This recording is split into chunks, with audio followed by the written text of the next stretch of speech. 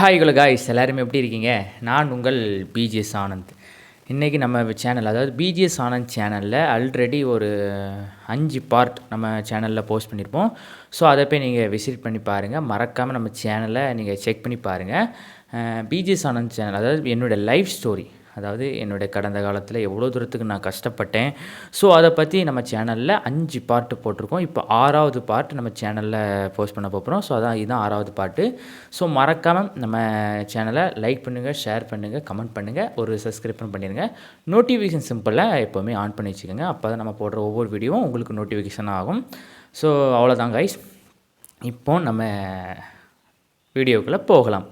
சரி, இப்போ அதுக்கப்புறம் என்னோடய தோட்டத்தில் ஆல்ரெடி பார்ட் 5 வரைக்கும் என்னோடய தோட்டத்தில் என்னதெல்லாம் நடந்துச்சு, என்னோடய தோட்டத்தில் அந்த டிராக்டர், அதுக்கப்புறம் அந்த புல், அதுக்கப்புறம் அந்த புல்லுக்கப்புறம் அந்த புல்லாம் வளர்ந்துருக்கும். அந்த புல்லாம் வளர்ந்ததுக்கப்புறம் டிராக்டரை விட்டு இதை க்ளீன் பண்ணுவாங்க. அதுக்கப்புறம் சாணம்லாம் அள்ளி போட்டு இதெல்லாமே நான் உங்களுக்கு பேசியிருப்பேன் நம்ம பார்ட் 5ல். இப்போ பார்ட் 6வது பார்ட்டில் என்னது அப்படின்னா, இது எல்லாத்தையும் முடிச்சதுக்கப்புறம் நம்மளுக்கு என்ன செய்வோம்னா, அந்த மே மந்த், அதாவது 2025ல் இந்த மே மந்த்து வரும். அந்த மே, ஜூன், ஜூலையில் என்ன செய்வாங்கன்னா, முருங்கைக்காய் மரம் வெட்டி விட்டு அந்த முருங்கை மரம் அழகாக வளர்ந்துருக்கும். அந்த டைமில் என்ன செய்யணும்னா, ஒரு முருங்கைக்காய் காய்க்கும். கண்டிப்பாக முருங்கை மரம் பெரிய மரமாகி காய்க்கும். அதுக்கு நான் என்ன செஞ்சேன்னா, கஷ்டப்படணும். வாழ்க்கையில் காலையில் ஒரு 6 மணிக்கு ஒரு 5 மணிக்கு எந்திரிச்சு எடிட்டிங் பண்ணிவிட்டு ஒரு 6 மணி 7 மணிக்கு நம்ம தோட்டத்துக்கு போயிட்டு அதுக்கு ஒரு 10 மணிக்கு வீட்டுக்கு வந்தால் பெட்ரோல் செலவாகும். ஏன்னா தோட்டத்துக்கும் வீடுக்கும் 10 கிலோமீட்டர்ஸ் இருக்குது. ஸோ என்ன செய்வேன் அப்படின்னா, நான் என்ன செய்வேன், வீட்டிலேருந்து சாப்பாடு கொண்டு வந்துடுவாங்க, அம்மா கொண்டு வந்துடுவாங்க. ஸோ நான் என்ன செய்வேன்னா, வீட்டிலேருந்தே சாப்பிட்ருவேன். ஸோ அந்த மாதிரி, ஏன்னா ஒரு தோட்டத்தில் நம்ம கஷ்டப்படுறோம் அப்படின்னா கண்டிப்பாக அதற்கு சில விஷயங்களை நம்ம என்ன செய்யணும், தியாகம் பண்ணணும். ஸோ நானும் என்ன செஞ்சேன், காலையில் நான் காலேஜெலாம் படிக்கும்போது என்ன செய்வேன்னா, அந்த பழைய சாதம் இதெல்லாம் நான் சாப்பிட மாட்டேன். காலையில் என்ன செய்வேன் தெரியுமா, இட்லி நல்லா சாப்பிடுவோம். சாப்பிட்டு நேராக காலேஜுக்கு போகிறது, அது வேறு எங்கேயாவது போகிறது, எங்கேனாலும் போய்க்கலாம். இப்போ ஒரு ஃபீல்டுக்குள்ளே வந்ததுக்கப்புறம் தான் இந்த வழிகள்லாம் எனக்கு தெரியுது. பழைய சாதம் இப்படி தான் சாப்பிடணுமா? ஏன்னா இந்த பனை மரம் தெரியுமா, அந்த பனை மரத்தில் அந்த பனை மரம் பட்டைன்னு சொல்லுவாங்க, அந்த பனை ஓலையில் இது பண்ணுவாங்க. அது பண்ணி அதில் நம்ம பழைய சாதம் இது வச்சு சாப்பிட்டா செம்ம டேஸ்ட்டுங்க. ஏன்னா எங்கள் தோட்டத்தில் பனை மரம் இருக்கும். நாங்கள் என்ன செய்வோம்னா, அந்த பனை மரத்தில் அந்த பனம்பட்டை பிடிச்சி, எனக்கு சின்ன வயசில் பண்ணி தருவாங்க. பட் எனக்கு அது மறந்து போச்சு. சரி, நானும் இதை ட்ரை பண்ணலாம் அப்படி சொல்லிவிட்டு அந்த பனைமரம் ஓலையை வெட்டி அந்த பனை அழகாக உங்களுக்கு நான் அது ஏதாவது க்ரியேட் பண்ண வீடியோ நான் உங்களுக்கு போடுறேன். ஸோ அதே மாதிரி அந்த இதை அழகாக அப்படி க்ரியேட் பண்ணுவேன். அந்த அந்த பட்டை மாதிரி பிடிச்சி அது என்ன செய்வாங்கன்னா, அதில் பழைய சாதம் தண்ணி, அதுக்கப்புறம் பழைய சாதம், வெங்காயம், ஊறுகாய், மிளகாய் இவ்வளோத்தையும் மிக்ஸ் பண்ணி சாப்பிட்டா வேறு லெவல் டேஸ்ட்டுங்க. எனக்கு இப்போ தான் தெரியுது. முன்னாடிலாம் நான் நினைப்பேன்னா, ஐயோ இதெல்லாம் நல்லா இல்லை அப்படின்னு நினைப்பேன். இப்போது இந்த வெயிலுக்கு இது சாப்பிட்டா நமக்கு ஹெல்த்துக்கும் நல்லது, நல்லா இருக்குது. அந்த பனம்பட்டையில் அது ஒரு பனை ஓலையில் உள்ள வாசம் அவ்வளோ அழகாக இருக்குது.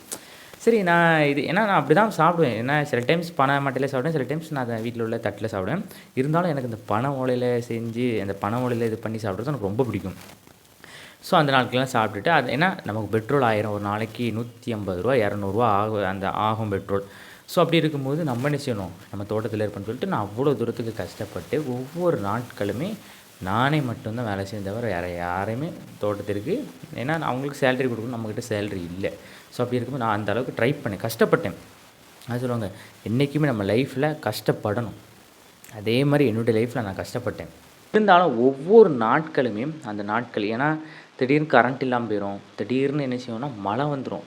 அதாவது விவசாயம் பண்ணுறவங்கள எல்லாருமே ஈஸியாக நினைக்கிறாங்க. ஆனால் அந்த முருங்கை மரத்தில் அழகாக முருங்கை மரம் நல்லா பூ அழகாக வந்திருக்கும். கரெக்டாக அந்த டைமில் மழை வந்துடும். மழை வந்ததுக்கப்புறம் நம்ம என்ன செய்வோம் தெரியுமா, அந்த பூ எல்லாமே கீழே விழுந்துடும். அதுக்கு நினச்சவங்க அவங்க கஷ்டப்பட்டு 40 நாட்கள் அந்த பூவை வர வைக்கிறதுக்கு 40 நாட்கள் விவசாயம் பண்ணி கஷ்டப்பட்டு வச்சுருப்பாங்க. ஆனால் திடீர்னு மழை அந்த பூவை எல்லாத்தையும் இது பண்ணிட்டு போயிடும். அப்பவும் ரொம்ப கஷ்டம்தான். ஏன்னா விவசாயம் பண்ணுறத நான் மீண்டும் ஒரு முறை சொல்கிறேன், விவசாயம் என்பது மிகப்பெரிய கஷ்டங்க.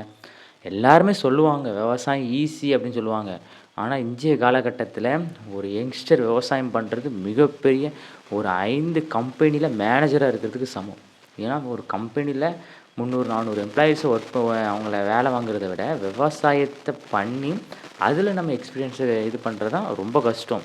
ஆனால் எல்லோரும் நினைக்கிறாங்க விவசாயம் ஈஸி அப்படின்னு நினைக்கிறாங்க. ஆனால் அதற்கு முக்கியத்துவம் கொடுக்கணும். எல்லாருமே விவசாயத்துக்கு கண்டிப்பாக முக்கியத்துவம் கொடுக்கணும். விவசாயம் எல்லோரும் கண்டிப்பாக பண்ணணும். விவசாயம் பண்ணிவிட்டு நீங்கள் என்னனாலும் கார்ப்பரேட் கம்பெனியில் ஒர்க் பண்ணுங்கள். பட் கண்டிப்பாக விவசாயம் பண்ணால் தான் அந்த கஷ்டம் நமக்கு தெரியும். ஒரு அரிசியிலேருந்து நம்ம சாப்பிட்ற அன்றாட வாழ்க்கையில் சாப்பிட்ற ஒவ்வொரு பொருட்களும் எப்படி வந்துச்சுன்னு நம்ம என்றைக்காவது ஒரு நாளாவது யோசிக்கணும். யாராவது யோசிக்கிறீங்களா? யாருமே யோசிக்கிறதில்ல. நம்ம ஒரு கடைக்கு போகிறோம், ஒரு பொருளை வாங்குகிறோம், அது காய்கறியிலேருந்து இது எல்லாமே வாங்குகிறோம். ஆனால் அது எப்படி உருவாகுதுன்னு யாருக்குமே தெரியாது. நம்மக்கிட்ட காசு இருக்குது, அந்த காசுக்கு நம்ம வாங்கிட்டு வந்துடுறோம் அப்படி தான் எல்லோரும் நினைக்கிறோம். ஆனால் அதுதான் தவறு. அந்த ஒவ்வொரு ஒரு கேரட்லேருந்து, பீட்ரூட்லேருந்து, கொத்தமல்லியிலேருந்து ஒவ்வொரு பொருட்களும் நம்ம அன்றாட வாழ்க்கையில் நம்ம வீட்டில் யூஸ் பண்ணுற எல்லா காய்கறிகளுமே எப்படி வந்துருக்குன்னா ஒவ்வொரு விவசாயிகள் படுற கஷ்டம்தான். அவங்க ராத்திரி பகலும் கஷ்டப்பட்டு அதை பாதுகாத்து அதை மார்க்கெட்டில் கொண்டு போயிருக்காங்க. ஆனால் விவசாயிகளுக்கு அந்த அளவுக்கு என்ன செய்யும் வருமானம் கிடைக்காது. ஏன்னா இடைத்தரகர்கள் இருப்பாங்க. அவங்களுக்கு தான் அதிகமாக கிடைக்கும் தவிர விவசாயிகள் பாவம். ஏன்னா விவசாயிகள் கஷ்டப்பட்டு உருவாக்கி கொடுக்குறாங்க. ஆனால் அவங்களுக்கு அந்த அளவுக்கு பணம் கிடைக்காது. இதுதான் இன்றைய காலகட்டத்தில் நடக்கிற ஒரு விஷயம். இதெல்லாமே மாறணும். ஏன்னா உருவாக்கி கொடுக்குறது விவசாயிகள் தான். அவங்களுக்கு தான் இந்த பொருட்கள் டைரெக்டாக வந்து வாங்கணும். ஆனால் இங்கே யாருமே அப்படி வாங்குறதில்ல. இவங்க உருவாக்கி 1 கிலோ தக்காளி ரூ. 40 இங்கே கொடுக்குறாங்க அப்படின்னா, அவங்க அங்கே ரூ. 80, ரூ. 90, ரூ. 100 அப்படி வித்துடுறாங்க. பட் இதெல்லாமே சேஞ்ச் ஆகணும். ஆனால் விவசாயிகள் படுற கஷ்டங்க. நீங்கள் எல்லாருமே உங்கள் வீட்லேயாவது சின்ன செடி, அதாவது உங்கள் வீட்லேயாவது நீங்கள் விவசாயம் பண்ண உங்களால் முடியலன்னா, நீங்கள் வீட்டில் மாடி தோட்டம் இருக்குது தெரியுமா? அப்படியாவது கிரியேட் பண்ணி ஒரு செடியை வளருங்க. அது எவ்வளோ கஷ்டம்னு உங்களுக்கு தெரியும்.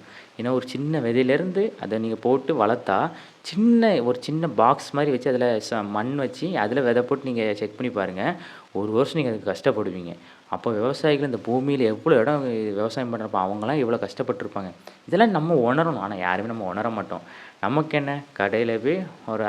500 நம்ம பொருளை வாங்கிட்டு வந்துடுவோம். ஆனால் அந்த ரூ. 500 பின்னாடி விவசாயிகள் படுற கஷ்டம் நமக்கு தெரியாது. இனியாவது நமக்கு தெரியணும். அப்படி இருக்கும்போது தான் நான் கஷ்டப்படணும். ஏன்னா நம்ம லைஃப்பில் நம்ம கஷ்டப்படணும் அப்படின்னா நம்ம நிறைய விஷயத்துக்கு இது பண்ணணும்னு சொல்லி தான் என்னோடய தோட்டத்தில் முருங்கைக்காவை நான் சூஸ் பண்ணேன். ஏன்னா முருங்கைக்காய் தான் எங்கள் ஏரியாவில் நிறைய முருங்கை, தென்னை மரம். பட் நம்மளுக்கு தென்னை மரம் இல்லை, முருங்கை மரம் தான். அப்படி இருக்கும்போது மழை கரெக்டாக வந்து இது பண்ணிடும். பட் அது நமக்கு கஷ்டமாக இருக்கும். ஐயோ மழை, எல்லாருக்கும் மழை முக்கியம் தான். ஆனால் இங்கே மழை வந்ததுக்கப்புறம் கொஞ்சம் கஷ்டமாக தான் இருக்கும். இருந்தாலும் அந்த டைமில் கரெக்டாக பூ பூத்து வர டைமில் மழை வந்து கெடுத்தாலும் திருப்பி முருங்கை மரத்தில் பூ பூக்கும். பட் ஒவ்வொரு டைம்லையுமே அந்த time June, July, August, September அந்த டைமில் முருங்கைக்காய் சீசன் தான். அதே மாதிரி நானும் என்ன தெரியுமா, முருங்கைக்காய் வரும். நம்ம லைஃப்பில் இவ்வளோ தூரம் நான் கஷ்டப்பட்டு கொண்டு வந்துட்டேன். ஜனவரியிலேருந்து ஜூன் மாதம் வரைக்கும் நான் கஷ்டப்பட்டு ராத்திரி பகலும் கடந்து கேட் வாலை திருப்பி ஒவ்வொரு மரத்துக்கு ஒரு கேட் வால். அப்போனா நம்ம வெளியே எங்கேயும் போக முடியாது. நம்ம தோட்டத்திலே இருந்து தான் அந்த கேட் வால்லாம் தண்ணிலாம் பாய்க்க முடியும். அப்படி இருக்கும்போது கஷ்டப்பட்டு எல்லாம் பூத்து வர டைமில் பார்த்து எனக்கு மிகப்பெரிய வாழ்க்கையிலேயே நான் என்னோடய லைஃப்லேயே மறக்க முடியாது. ஏன்னா என் லைஃப்ல அந்த அந்த நாட்டில் இப்போவும் நினச்சா என் கண்ணில் அப்படியே அந்தளவுக்கு கண்ணீருங்க. அதெல்லாம் நான் இப்போ அடுத்த பார்ட், அதாவது பார்ட் 7 நான் கண்டிப்பாக சொல்கிறேன். 7வது பார்ட்டில் கண்டிப்பாக நான் உங்ககிட்ட சொல்லுவேன். இனி தான் என்னுடைய வாழ்க்கையில் என்னென்ன கஷ்டங்கள், ஏன்னா இவ்வளோ தூரம் நான் ஜாலியாக, அதாவது 6 பார்ட், 1வது பார்ட்லேருந்து 6வது பார்ட் வரைக்கும் என்னுடைய வாழ்க்கையில் நான் எப்படிலாம் விவசாயத்தை சூஸ் பண்ணி சொல்லிட்டு எல்லாமே நான் உங்களுக்கு சொல்லியிருப்பேன்.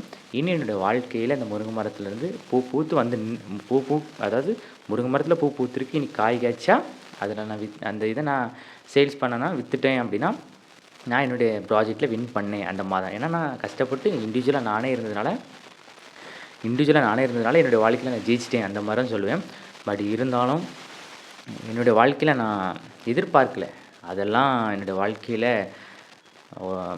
உண்மையில மனசு ரொம்ப கவலையாயிட்டுங்க. அந்த அளவுக்கு என்னுடைய வாழ்க்கையில் இது. ஸோ அதை கண்டிப்பாக நான் உங்கள்கிட்ட ஷேர் பண்ணுறேன். 7வது பார்ட்டில் உங்களுக்கு நான் கண்டிப்பாக சொல்கிறேன். ஸோ நம்ம வீடியோ, அதாவது பிஜிஎஸ் ஆனந்த் சேனலை மறக்காமல் ஒரு லைக் பண்ணிடுங்க, ஷேர் பண்ணிடுங்க, கமெண்ட் பண்ணிடுங்க, ஒரு சப்ஸ்கிரைபரும் பண்ணிடுங்க. நோட்டிஃபிகேஷன் சிம்பிளை எப்போதுமே ஆன் பண்ணி வச்சுக்கோங்க. நம்ம போடுற ஒவ்வொரு வீடியோ உங்களுக்கு நோட்டிஃபை ஆகும். நம்ம சேனலுக்கு நீங்கள் தொடர்ந்து ஆதரவு கொடுங்க. இனி வரக்கூடிய நாட்களில் ஒவ்வொரு பார்ட்டும் வரும். ஸோ தொடர்ந்து நம்ம வீடியோவுக்கு ஆதரவு கொடுங்க. சரியா? டாடா பாய்.